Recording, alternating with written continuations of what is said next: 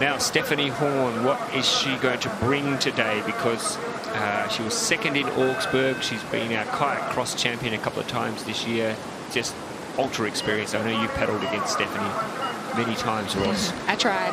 Stephanie's such an exciting paddler. She's so incredibly strong, and sometimes she just really pulls a great run out.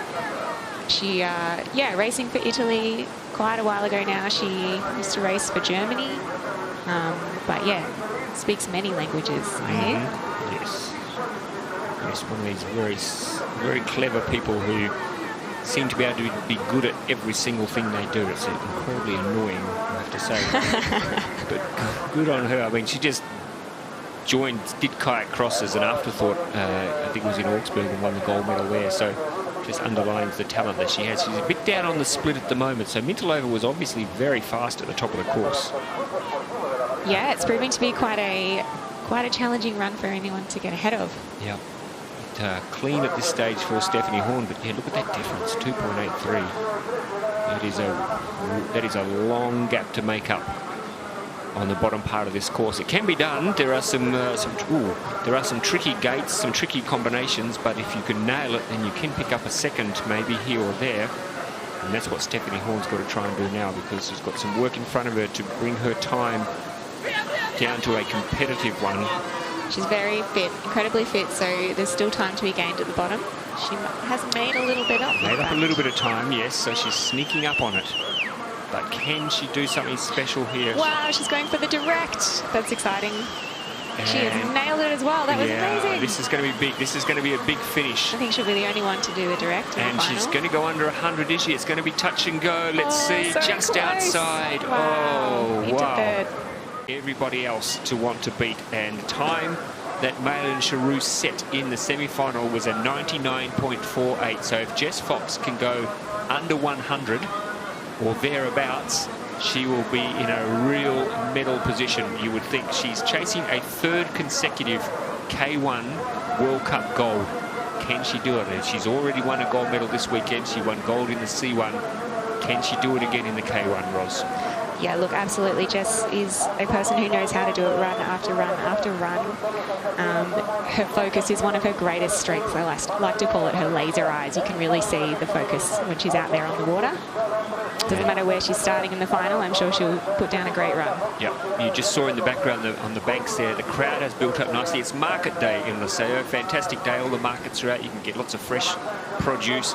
People have been out doing their early morning market shopping, and they've come down here and they've sat down and they're ready to watch some fantastic racing. Lots of Spaniards, as we mentioned. Maylin Charoux, the Olympic gold medalist from Rio, will be up. She'll be the last paddler on the course, and you can guarantee plenty of noise.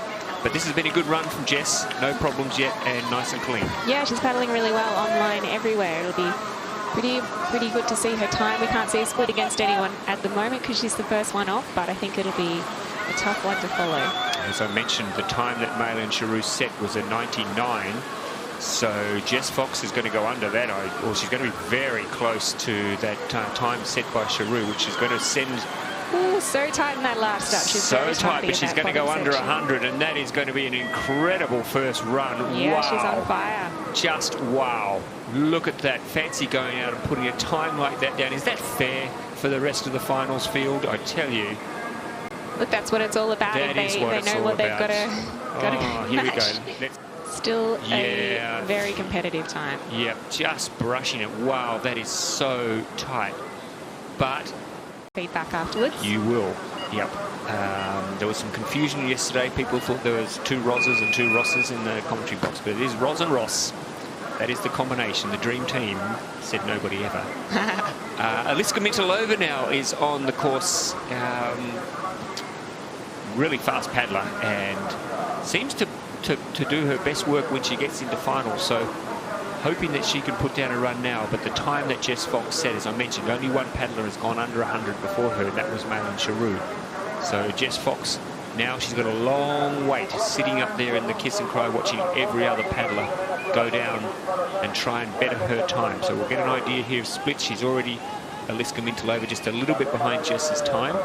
Jess Fox's gate touch was on, I think it was on gate 16, so that's what you need to bear in mind when you look at these comparative times.